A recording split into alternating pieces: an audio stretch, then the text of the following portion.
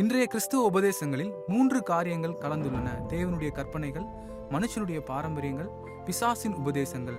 கிறிஸ்தவர்களாகிய நாம் தேவனுடைய வார்த்தையை கொண்டு உபதேசங்களில் கலந்துள்ள மனுஷனுடைய பாரம்பரியங்களையும் பிசாசின் உபதேசங்களையும் கண்டறிய வேண்டும். கிறிஸ்தவத்தில் உள்ள மனுஷ பாரம்பரியங்கள்.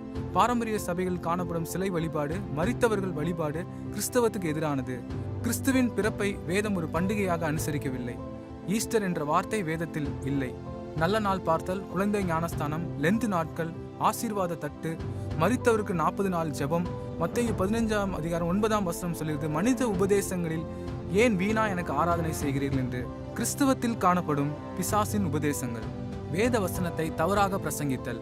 லூக்கா 11 அதிகாரம் 9 கேளுங்கள் தரப்படும், தட்டுங்கள் திறக்கப்படும், தேடுங்கள் கண்டடைவீர்கள் என்ற வசனமானது பரிசுத்த ஆவியானவரை கேட்டால் தேவன் நிச்சயமாக கொடுப்பார் என்று வேதம் நமக்கு சொல்லுகிறது. ஆனால் இந்த வசனமானது செழிப்பின் உபதேசியர்களால் என்ன கேட்டாலும் தேவன் கொடுப்பார் என்று தவறாக பிரசங்கிக்கப்படுகிறது. கிட்டத்தட்ட 50,000க்கும் மேலான தவறான கள்ள உபதேசங்கள் கிறிஸ்துவத்தில் உள்ளன. இயேசு கிறிஸ்து கடவுள் இல்லை, நரகம் இல்லை, பரிசுத்த ஆவியானவர் இல்லை, இயேசு கிறிஸ்துவும் லூசிபரும் சகோதரர்கள் என்று தவறாக போதிக்கப்படும்படியான உபதேசங்கள் கிறிஸ்துவத்தில் நிறைய உள்ளன. இயேசு கிறிஸ்து நரகத்தை குறித்து 53 தடவை வேதத்தில் பேசியிருக்கிறார். வேத வசனங்களை நன்கு அறிந்தால் மாத்திரமே பிசாசின் உபதேசங்களை நாம் மேற்கொண்டு நம்முடைய ஆத்துமாவை காத்துக்கொள்ள முடியும். கர்த்தர் உங்களை ஆசீர்வதிப்பாராக. ஆமென்.